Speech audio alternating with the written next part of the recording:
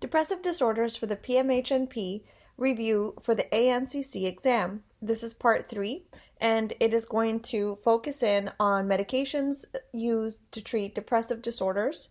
It follows along the book and the different charts that are listed with the medications. I didn't add anything in from personal notes, so it's just going to be what's in the book, but I have reorganized it a little bit so that everything about one particular class is all grouped in one spot, whereas the book separates it out a little bit to where it's difficult for me to understand.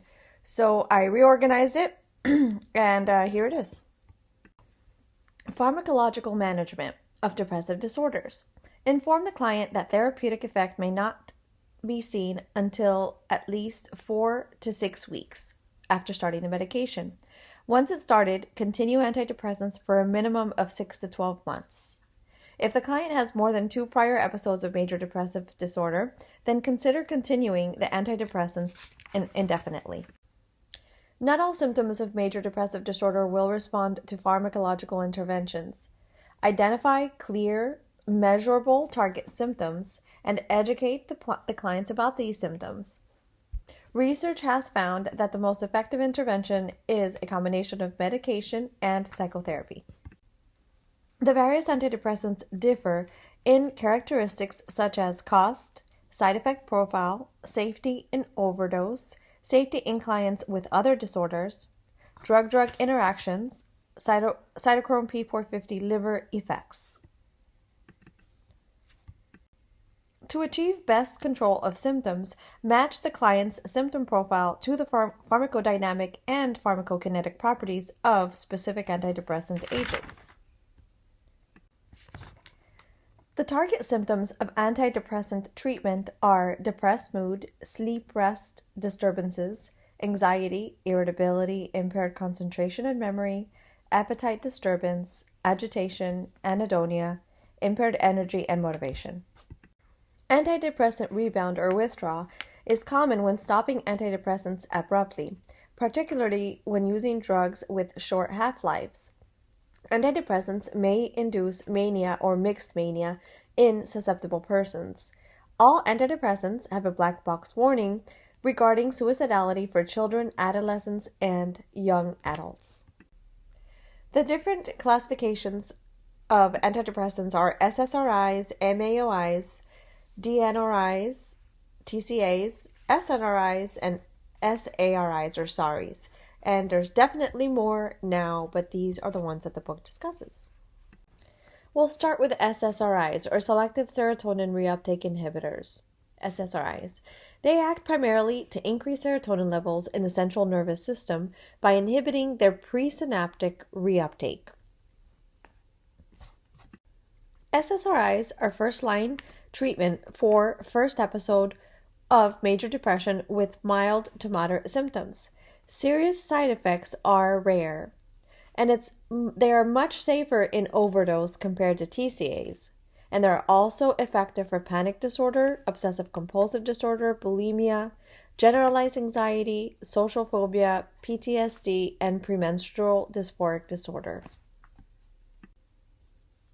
Okay, we'll start with Celexa and go through the different SSRIs that are listed. Basically, most of the older ones are listed. Under each of these drugs, it still talks about the old pregnancy categories. So when it's pregnancy category C, I'm just going to note that there's risk, that there's some risk in pregnancy.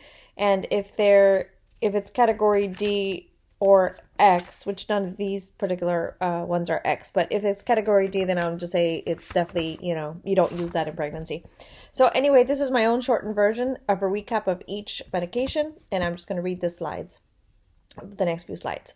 So citalopram Celexa has a prolonged QTc risk in doses above 40 milligrams in adults and above 20 milligrams in older adults. So that's citalopram Celexa has a risk of prolonged QTc. Side effects for Celexa are sedation, sexual dysfunction, yawning. I didn't know that. So citalopram has a side effect of yawning, agitation, GI disturbance, and weight gain. So again, Citalopram is sedation, sexual dysfunction, yawning, agitation, GI disturbance, and weight gain. Dosing range for Celexa are 20 to 40 milligrams per day, and there is some risk in pregnancy and lactation, so some risk. So for escitalopram, Lexapro, and this is basically the cleanest side effect profile. There's a lot to know on Lexapro, mainly that it's has probably the cleanest side effect profile, but I'm just gonna recap only what the book has listed. So for side effects for Lexapro is somnolence, headache, sexual dysfunction, and GI issues. It's not safe in pregnancy or lactation, and the dosage range is it's 10 to 20. So 10 milligrams to 20 milligrams. That's the dosage range for escitalopram or Lexapro. Fluoxetine or Prozac, it has a long half-life, longer than the rest of the SSRIs. So there's less risk of withdrawal if the dose is missed. So the person that's not necessarily very good at taking the doses at regular intervals. Side effects for Prozac are headache, insomnia, GI, and sexual dysfunction. The dosage range for Prozac is 20 to 80 milligrams daily, and it's not safe in pregnancy or lactation. Fluvoxamine or Luvox is give twice a day or in divided doses if using more than 150 milligrams daily. Side effects are sedation, sexual dysfunction, GI disturbances, and agitation. The dosage range for fluvoxamine is 100 to 300 milligrams a day, and it's not safe for pregnancy or lactation. Okay. Paroxetine Paxil. I think of paroxetine as having, it does have a fast half-life, so there's greater risk for withdrawal if a dose is mixed. And I remember this, just kind of goofy, but I think Paxil and fast, Pax and fast kind of rhyme. So I think Paxil, fast half-life, and higher risk for discontinuation syndrome or withdrawal. And so, short half-life, category D for use in pregnancy, so higher risk of issues in pregnancy. Side effects for paroxetine are headache, GI disturbance, agitation, sexual dysfunction, and somnolence. And paroxetine Paxil usual dose range is 20 to 60 milligrams per daily. Sertraline Zoloft is pregnancy category D, or used to be. However, it's I think often one of the safer drugs used in pregnancy. It is, however, excreted in breast milk. And side effects are sexual dysfunction, GI, somnolence, and headache. And the dosage range for Zoloft or sertraline is 50 milligrams to a maximum of 200 milligrams daily. Moving on to the serotonin partial agonist and reuptake inhibitors, or SPARIs. Serotonin partial agonist and reuptake inhibitors. Okay, serotonin partial agonist and reuptake inhibitors, SPARIs, except the book just talks about one, vilazodone. So, vilazodone is Viibryd. That's VII. So, vilazodone is a SPARI. It's Viibryd. It's not safe in pregnancy. There's lower risk for sexual side effects with Viibryd. Side effects are diarrhea, dry mouth, and nausea. And dosage range is 20 to 40 milligrams with vilazodone. 20 to 40 milligrams. And I think the only thing that stands out is that there's lower risk of sexual side effects. And now we're going to move on to tricyclic antidepressants called TCAs. Tricyclic antidepressants, TCAs, elevate serotonin and norepinephrine levels primarily by inhibiting their presynaptic reuptake. TCAs are considered second-line drugs for treating major depressive disorder. They affect many neurotransmitters, leading to more side effects and possibly poor adherence. The different categories of side effects for TCAs are anticholinergic, antiadrenergic, and antihistaminic. ECG changes and cardiac dysrhythmias are possible with TCAs, so avoid TCAs in clients known to have susceptibility and or personal or family history. Monitor ECG before treatment and then annually. The book says in older adults, but I would do that for all adults taking TCAs. TCAs are unsafe in many co-occurring disorders such as cardiac disease, and they are known to induce hypomania in susceptible patients. Anticholinergic side effects of TCAs are dry mouth, blurred vision, constipation, memory problems, and all of these side effects are due to the muscarinic receptor blockade. Anticholinergic side effects are caused by muscarinic receptor blockade. Anticholinergic. Anti-muscarinic. Anticholinergic side effects of TCAs are dry mouth, blurred vision, constipation, memory problems, and all of these side effects are due to the muscarinic receptor blockade. Anticholinergic side effects are caused by muscarinic receptor blockade. Anticholinergic. Anti-muscarinic. Antihistaminic side effects of TCAs are sedation and weight gain, and this happens from histamine receptor blockade. More on TCAs. So there is well-identified serum blood levels guide dosing, particularly for nortriptyline and to predict toxicity. TCAs are generally inexpensive and available in generic forms, and the anticholinergic properties may be highly problematic, but may be useful in those who have significant bowel irritability. Avoid abrupt withdrawal of TCAs because of significant discontinuation syndrome. Avoid prescribing TCAs to people who are at high risk for suicide. The lethal dose is 1,000 milligrams or more, which is a week's supply of an average dose.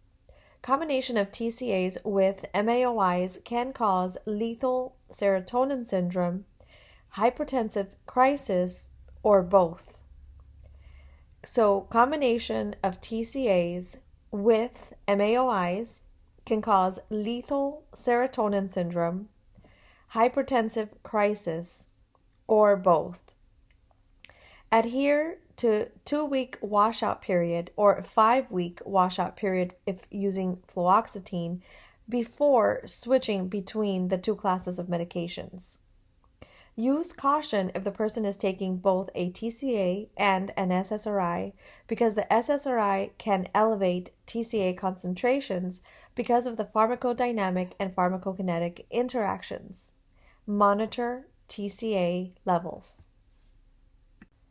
And now I'll go ahead and refer to Table 9.4, which lists individual tricyclic antidepressants. I'm only going to talk about the ones listed in the book.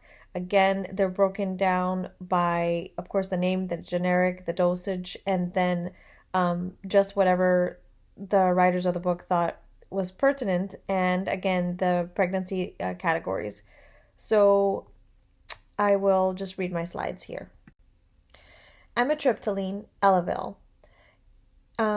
It's also used for chronic pain. It's not safe for pregnancy or lactation, and the dosage range is 50 to 300. Amitriptyline, Elavil. It's also used for chronic pain. Clomipramine, anafranil, is approved for OCD. The maximum dose is 250 milligrams due to increased risk for seizure, and it's not safe in pregnancy or lactation. So clomipramine is OCD. It's good for OCD. Clomipramine, anafranil, is approved for OCD. Desipramine, norpramine, is off-label for ADHD in pediatric clients. The dosage range is 100 to 300 milligrams, and it's not safe in pregnancy or lactation. So desipramine, norpramine, is off-label for ADHD in pediatric clients. Desipramine, ADHD. Doxepin, or Sinequan, is also used for insomnia. The dosage ranges are 100 to 300 milligrams, and it's not safe in pregnancy or lactation. Doxepin is also used for insomnia. and the dosage ranges are 100 to 300 milligrams. Imipramine or tofranil are also used for childhood enuresis, separation anxiety, and there's a higher risk of issues in pregnancy with imipramine. So this must mean it's category D, or it used to be category D. Imipramine tofranil, used for childhood enuresis, separation anxiety, and it's a higher risk of side effects if used in pregnancy. And I think I put the urine sample there, and I just think imi rhymes with P, imipramine. So that reminds me that it's also used for obviously depression, and then also for childhood enuresis. Nortriptyline, Pamelor, is the same as imipramine in the sense that it's also used for childhood enuresis, separation anxiety, and it's a higher risk drug if used in pregnancy. So nortriptyline is not for pregnancy. Nortriptyline is Pamelor. The difference is the dosage range for nortriptyline is 15 to 60 milligrams per day. 15 to 60 for nortriptyline. Protriptyline is Vivectil. Protriptyline is also 15 to 60 milligrams per day, not for use in pregnancy, and there's not enough data with regard to its risk for use in lactation. So nortriptyline and protriptyline is the dosage range for both of those are 15 to 60 milligrams per day. Trimipramine or Sermontil is not for use in pregnancy. There's not enough data for risk in lactation. The usual dose is 100 to 300 milligrams. And then this little white, the next dot is from the internet. It's used for depression and anxiety. And trimipramine is effective in the treatment of insomnia, and unlike most other hypnotics, does not alter the normal sleep architecture. Now we're going to move on to the MAOIs, or monoamine oxidase inhibitors, which elevate serotonin and norepinephrine levels primarily by inhibiting MAO. The enzyme MAO is the enzyme that breaks down monoamine neurotransmitters. So it inhibits MAO. So that's why they're called MAO inhibitors. MAOI, which stands for inhibitors. Okay, MAOIs. MAOIs are not first or second line agents for major depressive disorder because of the dangerous food and drug interactions. So they're not first or second line to treat major depressive disorder. Hypertensive crisis occurs when MAOIs are taken in conjunction with foods containing tyramine, a dietary precursor to norepinephrine. When MAO is inhibited, tyramine exerts a strong vasopressor effect, stimulating the release of catecholamines, epinephrine and norepinephrine, which can increase blood pressure and heart rate. Hypertensive crisis is life-threatening and cannot be reversed unless more MAO is produced by the body. Hypertensive crisis and death also can occur when MAOIs are taken in conjunction with certain medications. These include meperidine, decongestants, TCAs, and atypical antipsychotics, St. John's wort, L-tryptophan, stimulants and other sympathomimetics, and asthma medications. Part of the previous slide should have also been that we teach the clients to avoid many medication in conjunction with MAOIs, including over-the-counter medication, because of the drugs that I listed before. So symptoms of a hypertensive crisis are a sudden explosive-like headache, usually in the occipital region, elevated blood pressure, facial flushing, palpitations, pupillary dilation, diaphoresis, and fever. Treatment of hypertensive crisis are: we discontinue the MAOI, we give phentolamine, which binds with norepinephrine receptor sites, blocking norepinephrine, we stabilize the fever, and lastly, we would reevaluate the person's diet and adherence and reiterate medication guidelines as necessary. People on MAOIs must follow a tyramine-free diet and must avoid many medications, including most over-the-counter cold and allergy preparations. Combining MAOIs with a serotonergic agent is contraindicated because this may cause serotonin syndrome. Symptoms of serotonin syndrome are agitation, restlessness, rapid heart rate, and elevation in blood pressure, headache, sweating, shivering, goosebumps, myoclonic jerking, loss of coordination, confusion, fever, seizures, and unconsciousness. Treatment of serotonin syndrome includes discontinuing the offending agents and supportive treatment of symptoms. Mild symptoms of serotonin syndrome, such as restlessness, may respond to the removal of the offending agent, close monitoring, and judicious use of a benzodiazepine. That's for mild symptoms, such as restlessness. For more severe symptoms, they constitute a medical emergency necessitating hospitalization and treatment, such as with cyproheptadine, anticonvulsants, and autonomic support. MAOIs can be fatal in overdose. Side effect profile and stringent dietary restrictions often lead to poor patient adherence. Clients who are on MAOIs must be taught to recognize the signs and symptoms of hypertensive crisis and serotonin syndrome, and understand that they must seek immediate medical attention should they suspect either one of occurring. Clinically significant side effects of MAOIs include insomnia, hypertensive crisis, weight gain, anticholinergic side effects, lightheadedness and dizziness, and sexual dysfunction. So, clinically significant side effects of MAOIs include insomnia, hypertensive crisis, weight gain, anticholinergic side effects like we talked about with TCAs, lightheadedness, dizziness, and sexual dysfunction. MAOIs are unsafe in many co-occurring disorders. Now I'll go back to the table in the book that talks about MAOIs, and there are 4 listed. We're going to discuss isocarboxazide, which is Marplan, phenelzine, which is Nardil, tranylcypromine, which is Parnate, and selegiline.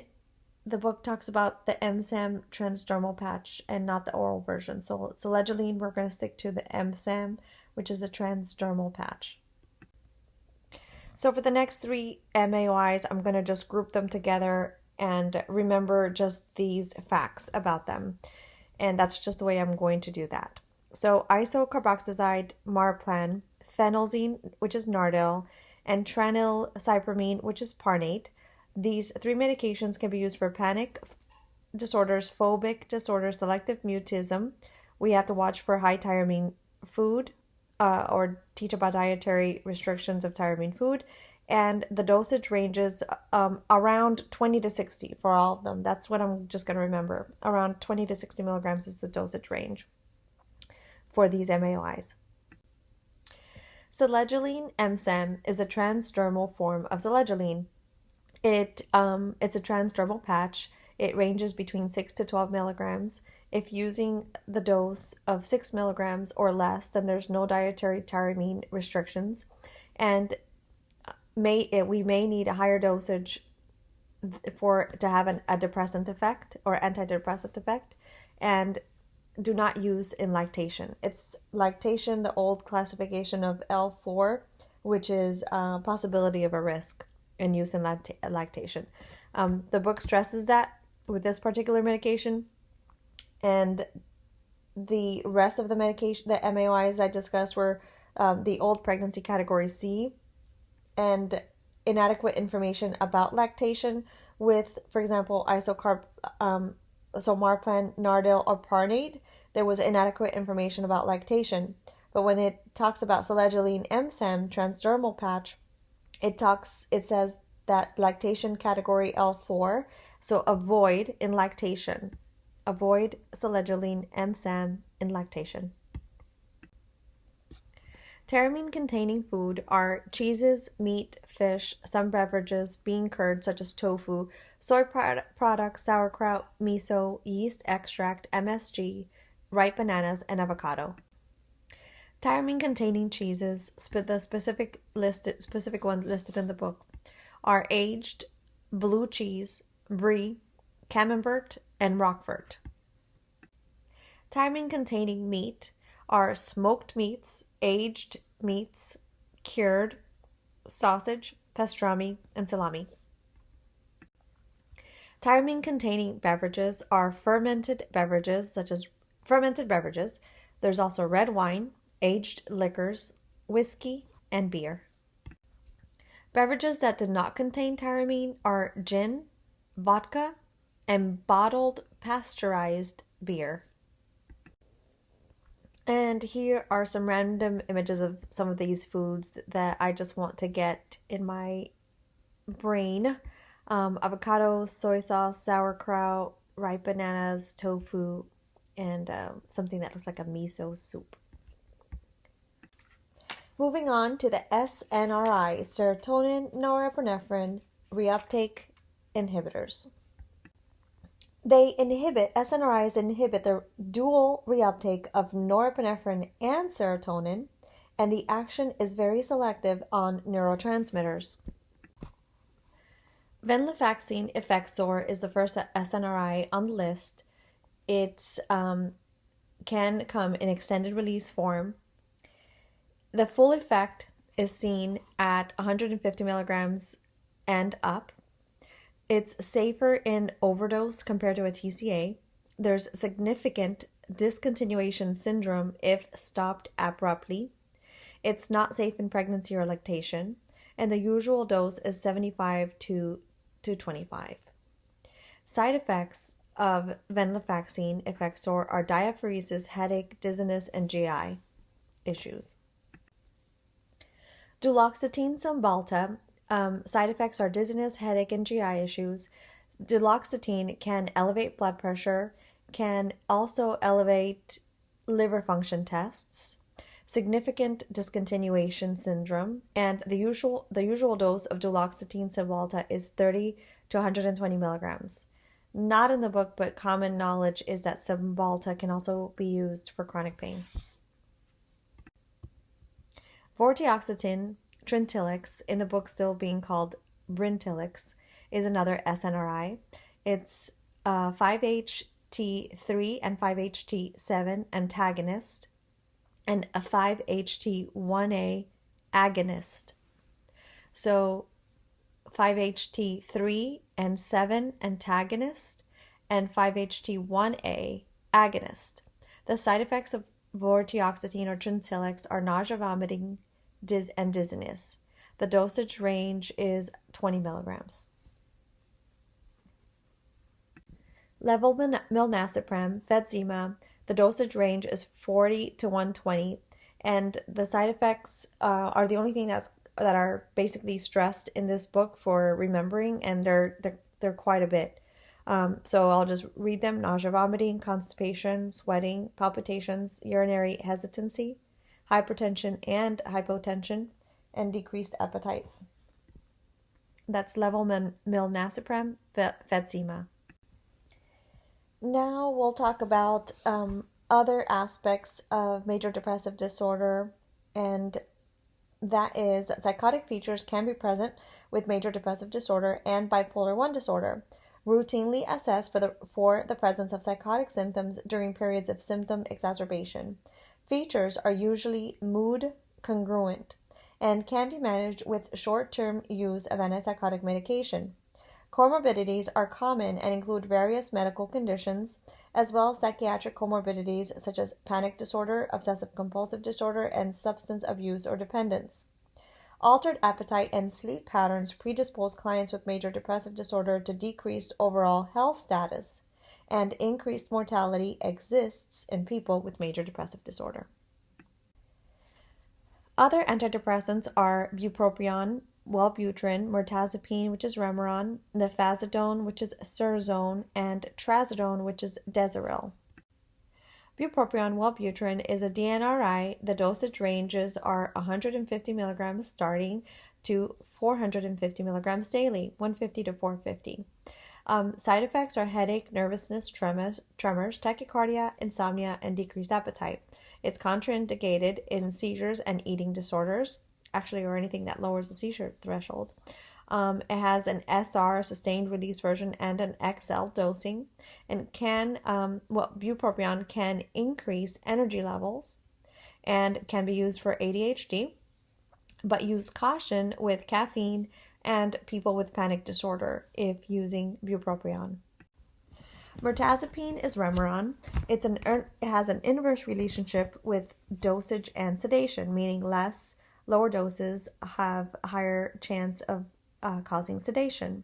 And you could use that to the benefit of the patient, of course. And the side effects are sedation, weight gain, or I think increased appetite, and increased cholesterol. And that can also be used for a person who is underweight. The usual dosage for mirtazapine or Remeron are 15 to 45 milligrams and given at night due to the sedation effect. Nefazodone, Surzone, the side effects are headache, drowsiness, GI disturbance. If you're using nefazodone, then you have to monitor LFTs. Can cause liver failure. It's a potent CYP450 inhibitor, and the usual dosage range is 300 to 600.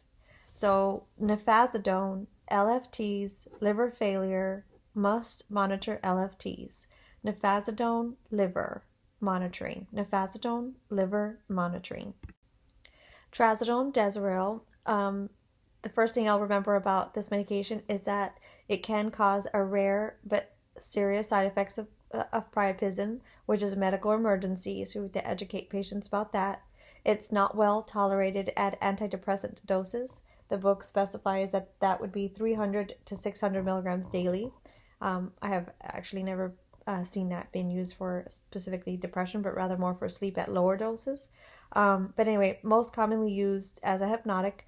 It may prolong QT interval, and it's old pregnancy category B, so not as risky if used in pregnancy, and lactation 2, which means that there's still risk for its use in lactation. This concludes the antidepressant breakdown of the Purple Book, and next we'll talk about non-pharmacological management such as ECT, TMS, and other specific depressive disorder treatments. And if anybody is interested, I have made a separate video, more in-depth video about ECT and TMS separately, nothing to do with studying for boards, but I will recap only what the book is saying in the next part 4 of this depression review section.